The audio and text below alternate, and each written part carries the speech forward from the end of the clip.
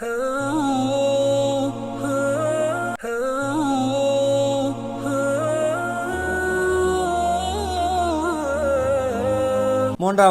மசூல் அக்ஸா பைத் மக்சூல் குத்பா அந்த குத்பா ஷேக் யூசுப் அபு சுனைன் ஹபில் குத்பாவுடைய தலைப்பு தனிநபர் சமூகத்துடைய சீர்திருத்தத்துக்கான சில வசியத்துகள் புத்திமதிகள்.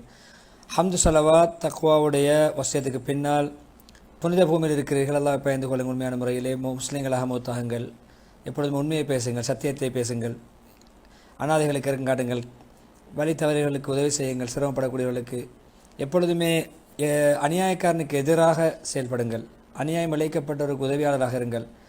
அல்லாஹ்வுடைய விடயத்தில் எதுவுமே பழிக்கக்கூடிய பழிப்பை இங்கே பொருட்படுத்த வேண்டாம். ஒற்றுமையை கடைபிடியுங்கள், எப்பொழுதுமே அல்லாஹ்வுடைய குர்ஆனை கடைபிடிங்கள், மார்க்கத்தை கடைபிடிங்கள், பிரிவினை வேண்டாம், வேற்றுமை வேண்டாம்.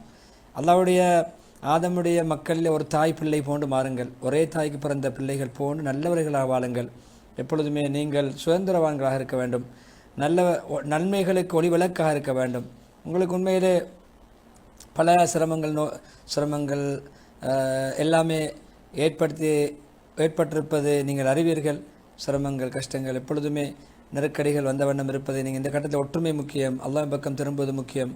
எனவே அல்லாஹ் நேர்வழி காட்டுங்க, இஸ்லாத்தை தந்திருக்கிறான், முஹம்மது ஸல்லல்லாஹு உம்மத்தில் ஆக்கியிருக்கிறான். நன்றி செலுத்த வேண்டும் இந்த நியாமத்துக்காக வேண்டி. எப்பொழுதுமே இந்த நியாமத்தை புரிந்து நடக்க வேண்டும். எங்களுக்கு அல்லாஹ் ரிஸ்கை பொருட்படுத்தி ரிஸ்க் தந்து கொண்டிருக்கிறான், எங்கள் மீது அதை சாட்டி விடவில்லை. உங்களுடைய ரிஸ்கை நீங்களே பார்த்துக்கொள்ளுங்கள், சாட்டவில்லை, அல்லாஹ் தந்து கொண்டிருக்கிறான். எனவே அல்லாஹ்வுடைய ரஹ்மத் இறங்கக்கூடியதாக இருக்கிறது, பரக்கத் நம்மை சூழ்ந்திருக்கிறது. எனவே நம்பிக்கை இழக்காமல் நீங்கள் செவிமடுங்கள், கிரகியுங்கள். அந்த நாளில் அழைக்கக்கூடிய அழைப்பார் சமீபத்திலிருந்து என்ற நாயத்தை காஃப் 41 இஸ்ராவில் அழைக்கக்கூடிய இஸ்ராவில் அலைஹிஸ்ஸலாம் பைத்துல் மக்ஸூல் ஒரு கட்பாறையில் நின்ற வண்ணமாக சொல்வார்கள், எலும்புகளே, எலும்புக்கூடுகளே, பெரும்பெரும் எலும்பு மக்கள் எழுப்பப்படும் பொழுது எலும்புகளே, போன தோள்களே, சின்ன பின்னமாகிய தோள்களே, அதே போன்று துண்டு துண்டாக துண்டு துண்டாகிய உரோமங்களே, முடிகளே, அல்லாஹ் உங்களுக்கு ஒன்று சேர்ந்து கியாமத் நாளுக்காக வேண்டிய தீர்ப்புக்காக வேண்டி எழுந்து வருமாறு ஏவுகிறான் என்று சொல்வார்கள். எல்லோரும் எழுந்து வருவார்கள். எனவே இப்படியான கட்டங்களை நினைத்து பார்க்கின்ற பொழுதும் நாம் இந்த கஷ்டங்களை, சிரமங்களை நாம் பார்த்து மனதை தைரியப்படுத்திக் கொள்ள வேண்டும், மனதை தேர்த்தி கொள்ள வேண்டும் என்று சொல்லிவிட்டு, மனிதர்களே, பொதுவாக நாளை செய்வோம், மறுநாள் செய்வோம், எத்தனை நாளுக்கு தான் பிற்போட போகிறீர்கள்? எப்பொழுது பிற்போட்டு மலக்குள் மௌத் வரும் வரைக்கும் பிற்போட போகிறீர்களா? நல்ல அமல்களை, காரியங்களை, தௌபாவை. எனவே தௌபா செய்யுங்கள், திருந்துங்கள், எப்பொழுதுமே தயாள குணமுள்ளவராக வாழுங்கள்.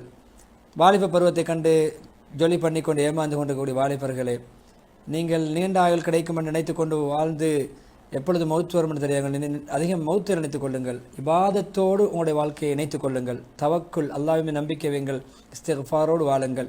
சொல்லிவிட்டு சோதனை வந்து கொண்டு தான் இருக்கும். சோதனை தான் உலகம். சொன்ன துனியாவிலே சோதனைகள் பித்தனாக்களும் தான் எங்கி இருக்கும். எனவே அந்த ஹதீஸை நாங்கள் எதிர்கொள்ளத்தான் வேண்டும், அந்த ஹதீஸுக்கு முகம் கொடுக்கத்தான் வேண்டும். சோதனைகளை முகம் கொடுக்க, முறைப்படி முகம் கொடுக்க வேண்டும் என்று சொல்லிவிட்டு, இமாம் சோதனைகளை மனதால், உடம்பால் அல்ல, மன வலிமையால், பொறுமையால் முகம் கொடுக்க வேண்டும், மனதைரியம் தேவைன்னு சொல்லி சம்பவம் சொல்கிறார்கள். அபுல் ஹுசைன் நூரி ரஹிமஹுல்லாஹ் சொல்கிறார்கள், நான் ஒரு வயோதிபர், சாட்டையடி தண்டனை கொடுக்கப்படக்கூடிய ஒரு வயோதிபருக்கு பக்கத்தில் நின்றிருந்தேன். கிட்டத்தட்ட நானே எண்ணினேன் 1000 அடிகள் அவருக்கு அநேகமாக அடிக்கப்படுகிறார். ஏதோ அவர் மௌனமாக அமைதியாக இருக்கிறார். அப்படி இவ்வளவு பொறுமை செய்கிறார். நானே வியந்து பார்த்தேன், இவ்வளோ வயோதிபராக இருந்தும் பொறுமை செய்கிறாரே, பொறுத்து கொண்டிருக்கிறாரே, சகித்து கொண்டிருக்கிறார்கள். அடித்து விட்டு சிறையில் அடைத்த பிறகு அவரிடம் சென்று கேட்டேன், இவ்வளவு வயதிலும் இப்படி பொறுமை செய்தீர்களே, எப்படி என்று கேட்டேன். என்னுடைய சிறு சகோதரரே, என்னுடைய குட்டி சகோதரரே அல்லது அன்பு சகோதரரே, பொறுமை என்பது உடம்பால் அல்ல, அது மனதால் வர வேண்டியது. மன வலிமை தான் பொறுமை.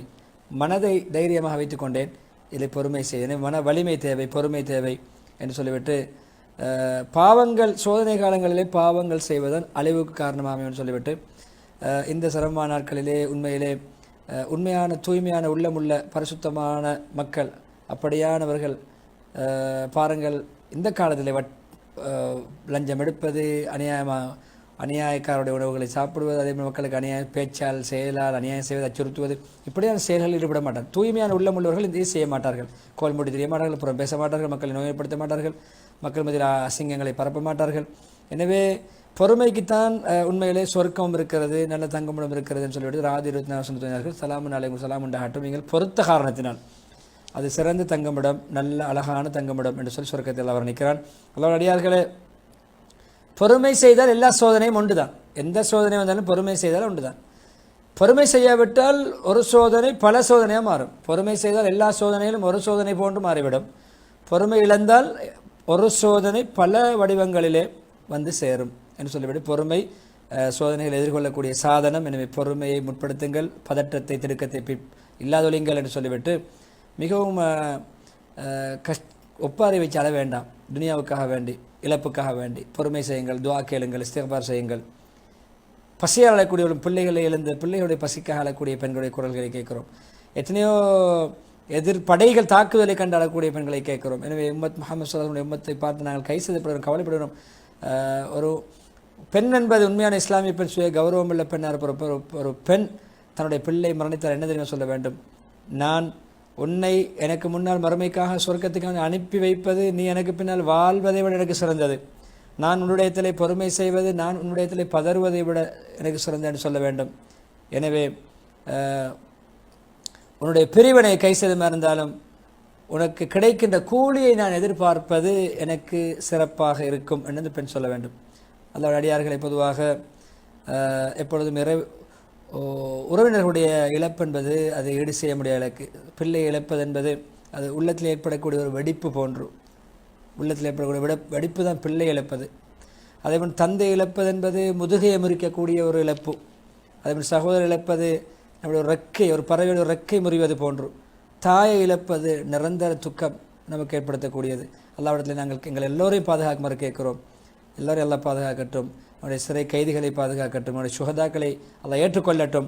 எங்களுக்கு எப்பொழுதுமே நோயாளிகளுக்கு கூடிய சீக்கிரம் விரைவான நிவாரணத்தை வழங்கட்டும் என்று சொல்லி முதலாவது குத்துபாவை துஆ அதானிக்காமத்தில் ஏற்படும். இப்பொழுது துஆ கேட்கக்கூடிய நேரம் இரண்டு குத்துபாக்களுக்கு இடையிலே நம்பிக்கையோடு துஆ கேளுங்கள், இஸ்திக்பார் செய்யுங்கள்.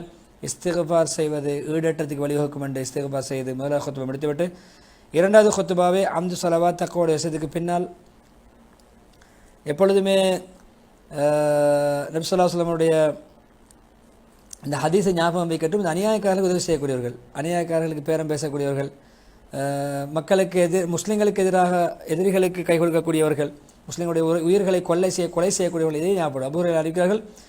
நபி ஸல்லல்லாஹு அலைஹி வஸல்லம் யாராவது ஒருவர் பிற முஸ்லீமை கொலை செய்வதற்கு ஒரு வார்த்தையால் உதவி செய்தாலும், கொலை செய்வதற்கு அந்த கொலை முயற்சியிலே ஒரு வார்த்தையால் உதவி செய்தாலும், கியாமத் நாளிலே அவருடைய நெற்றியிலே அல்லாஹ்வுடைய அருளை விட்டும் நிராசையானவன் எழுதப்பட்ட நன்மை எழும்புவார்.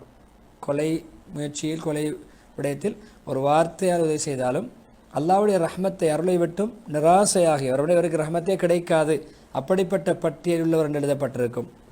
எனவே இது எவ்வளோ பெரிய பயங்கரமான தண்டனை என்று சொன்னால் ஹதீஸை ஞாபகப்படுத்த அந்த ஹதீஸுடைய படிப்பினை. எனவே புத்திமதி பெறுவோம், செவிமடுப்போம். எப்பொழுதுமே இப்படியான அநியாயங்களுக்கு பங்குதாரி ஆகாமல் இருப்போம். விடிவு கிடைக்கும், விமோசனம் கிடைக்கும், கூடிய சீக்கிரம் அல்லாஹ்வுடைய உதவி வரும் என்ற சந்தேகமில்லை. பொறுமையாக இருப்போம், நிம்மதி பாதுகாப்பு இன்ஷா அல்லாஹ் கிடைத்து நாம் சந்தோஷமாக வாழ்வோம். சமாதானம் ஏற்படும், ஒற்றுமை ஏற்படும், கண்ணியம் கௌரவம் மீண்டும் நமக்கு அழகான முறையில் வந்து சேரும். அல்லாஹ் எங்கள் எல்லோர்களையும் அவனை பயந்து ரகசியத்திலும் பரகசியத்திலும் மறுமை நாளை பயந்து அஞ்சு நடக்கக்கூடிய நன்மக்களாக மாற்றுவானாக என்ற துவாவோடு நீண்ட துவா பிரார்த்தனையோடு ஹத்தீப் யூசுப் அபு சுரைன் ஹபிதுல்லா அவர்கள் மஸ்ஜிதுல் அக்ஸாவுடைய ஹுத்பாவுக்கு முற்றுப்புள்ளி வைக்கிறார்கள். எனவே 3 ஹுத்பாக்கள் மூலம் பிரயோசனம் அடைவோம், வாழ்க்கையை முன்னேற்றிக் கொள்வோம், வாழ்க்கையிலே பிரதிபலிக்க செய்வோம்.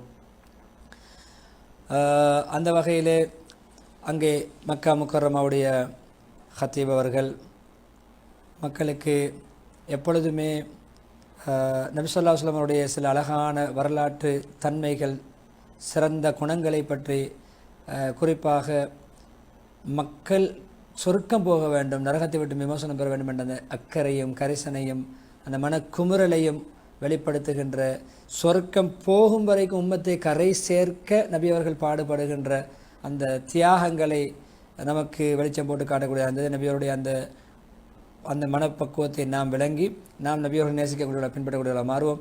இரண்டாவது, மக்களுக்கு பிரயோசனம் உள்ளவராக வாழ வேண்டும். வாழ்ந்தால் பயனுள்ளவராக வாழ்ந்து மரணித்து மௌத்துக்கு பின்னாலும் நம்மால் நடந்த சேவைகள் நட்பணிகள் தொடர வேண்டும், கபருக்கு வர வேண்டும், சொர்க்கம் வரைக்கும் வந்து சேர வேண்டும் என்ற பிறருக்கு பயனுள்ள ஒரு மனிதராக வாழ்வோம் என்ற தலைப்பிலே சகல துறைகளிலும் பிறருக்கு என்னையும் என்னுடைய குடும்பம் என்று சுயநலமாக சிந்திக்காமல் பொதுநலமாக சிந்தித்து பயனுள்ளவராக வாழ்வோம் என்ற ஹுத்பாவை ஷேக் சுபைத் ஹஃபிதுல்லாஹ் நடத்தின அந்த ஹுத்பாவுக்கும் நாம் நம்மை உள்ளாக்கி கொள்வோம்.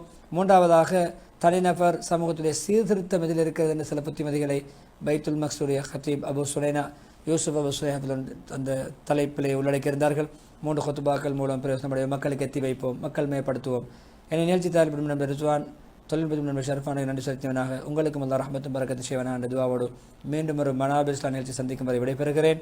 ஆஹிரு தாவானா அல்ஹம்துலில்லாஹி ரப்பில் ஆலமீன். வஸ்ஸலாமு அலைக்கும் வரஹ்மத்துல்லாஹி வபரகாத்துஹு.